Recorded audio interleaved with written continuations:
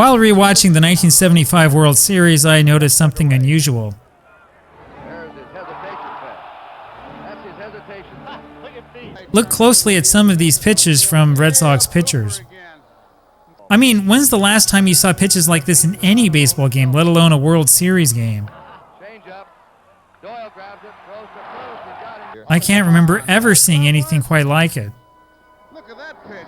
That pitch changed time zones coming up. Well, the crazy part about all of this, of course, is that the Boston Red Sox weren't pitching against just any old team. This was against the 1975 Cincinnati Reds. That's a team that's generally considered to be one of the best teams in baseball history, especially with that lineup. So you're throwing 60-mile-an-hour blooper curves to these guys? I mean, it's one thing for Luis Tiant to do it with all of his crazy motions and fakes.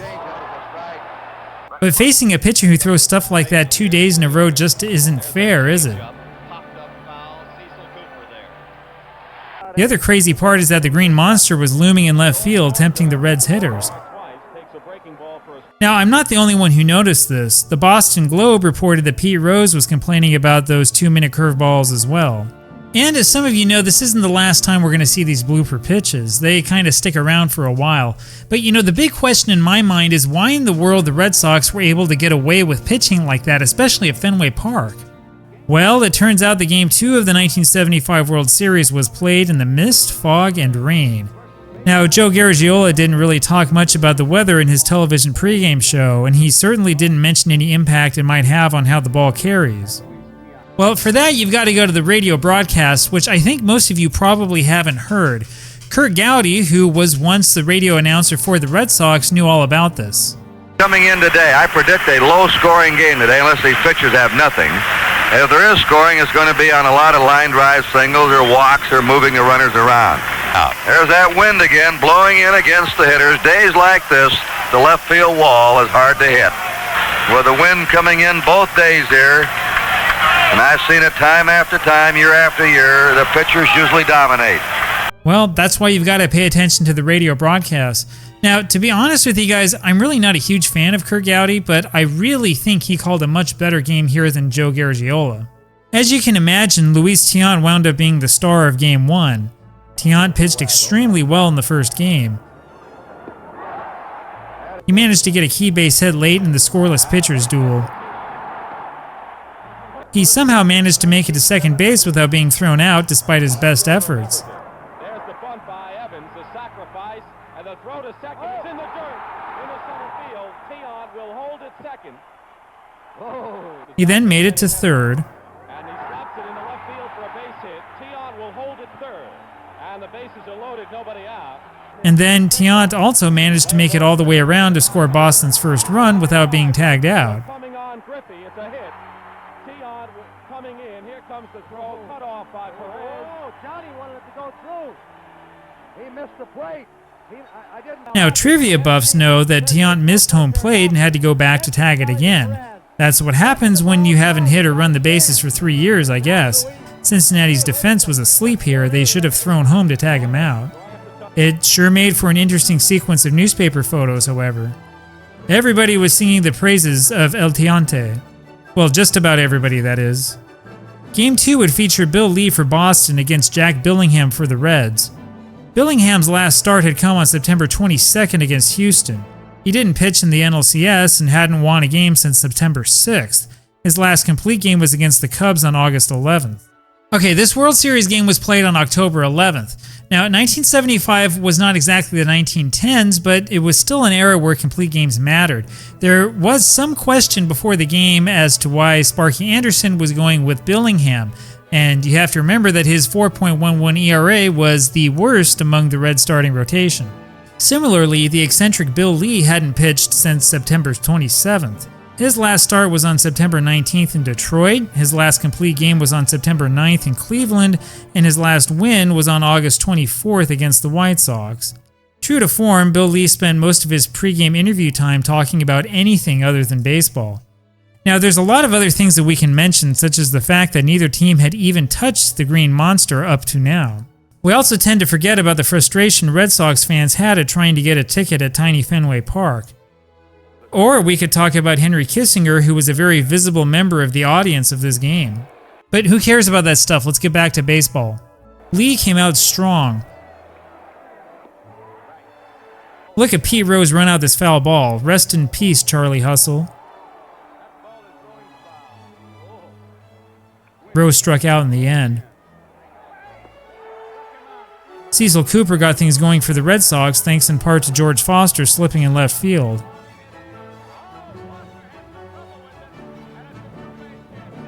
Billingham looked pretty bad here.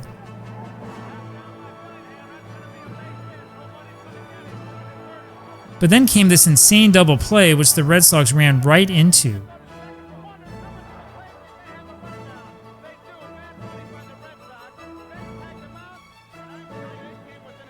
That's not the only time we've seen this extremely aggressive base running from the Red Sox. There was Rick Burleson being thrown out easily by Johnny Bench early in Game 1, for example.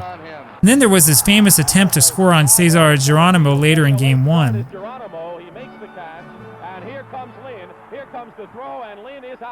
Well, you know, reckless base running was actually pretty popular back in the late 1970s and the early 1980s. In fact, one of the reasons why sabermetrics ever became a thing was because the smart guys had to sort of point out that wasting outs isn't a good thing.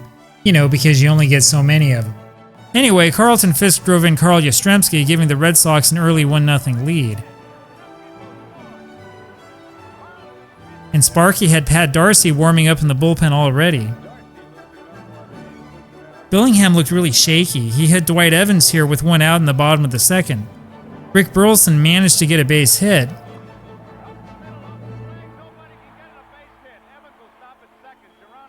Bench came very close to catching Evans here.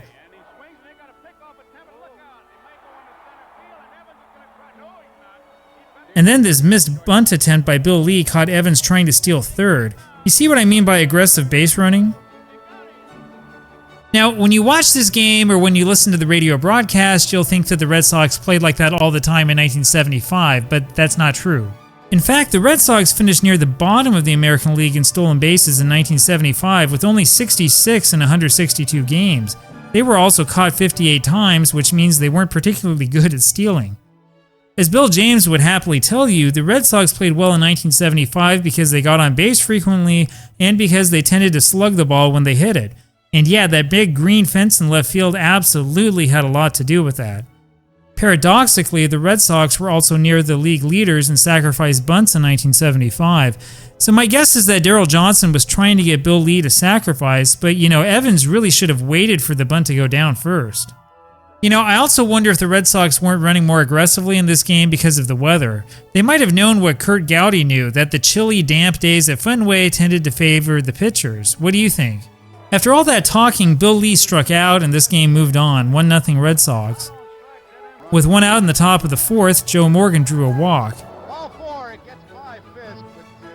That wasn't unusual, of course. Joe led the National League in walks, and you'd better believe that was one of the things that made him so valuable. Good things happen when you're on base. Good things like base hits by Johnny Bench.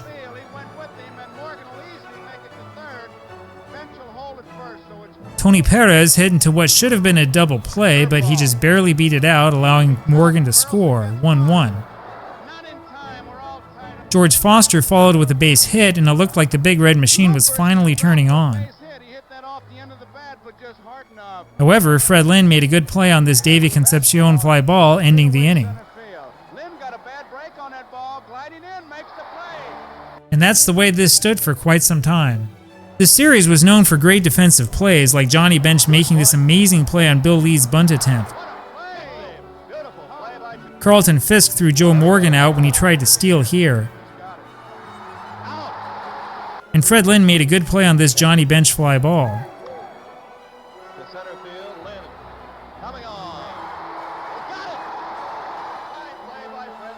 Well, with one out in the bottom of the sixth, Carl Yastrzemski hit this single to right.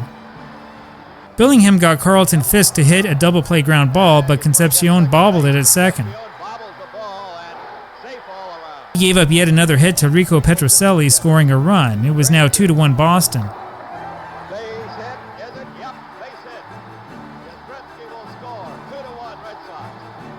And then Billingham walked, the bases loaded. Now take a closer look at this check swing by Dwight Evans. It's ridiculous that they said he didn't swing. Anyway, that brought Pedro Borbon in from the bullpen. Well, in hindsight, it really is interesting to me that Sparky Anderson went with Billingham in this game instead of like Gary Nolan. Nolan had pitched Game 3 of the NLCS 4 days ago. There was also Fred Norman, who had pitched Game 2 of the NLCS on October 5th. That was about a week ago. Nolan wound up starting Game 3 of the World Series, and Norman started Game 4, but it's really not what I'd expect. I mean, even Pat Darcy was a better starter in 1975 than Billingham. It's pretty clear that Billingham didn't have it here. Borbon, meanwhile, wasted no time in getting the out. But Bill Lee was still in there going strong.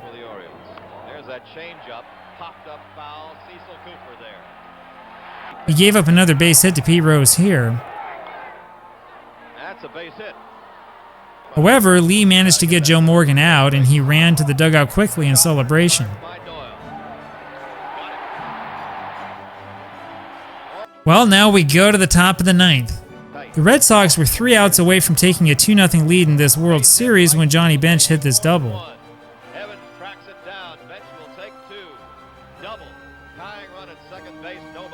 That was all for Bill Lee. In came Dick Drago.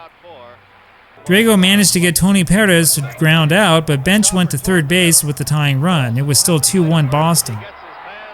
After a long and really dramatic at-bat, Drago got George Foster to pop out weakly to left. There was 1 out remaining. Drago started Concepcion with a fastball for a strike. The next fastball was called a ball. He got a ground ball with this pitch, but Doyle just couldn't get there in time. Bench scored, and it was a 2-2 tie. Concepcion then stole second. Do you think he was safe? Runner going. Throw down there. It's late for second base. Well, this replay angle makes it a little bit more clear. Second base by Burleson. He was under the tag. Ken Griffey then became the first player on either team to hit the wall. That drove in Concepcion for a 3-2 Cincinnati lead. Score. It goes to the wall. Picked up by Lynn. Double. And it's Reds 3, Red Sox 2. Drago got Cincinnati reliever Raleigh Eastwick to ground out, but the damage had been done. In the bottom of the ninth, Eastwick got Burleson to fly out to right. Shallow right. Look how shallow Griffey was playing.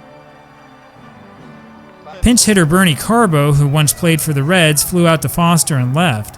Stings one to left. It is going to be caught by Foster. And then Cecil Cooper's pop-up to shortstop ended it. Should do it. Popped up toward short. Concepcion. There. And that's it. Now this was an exciting game, and it really ended the right way with the Reds finally breaking through to hit that green wall.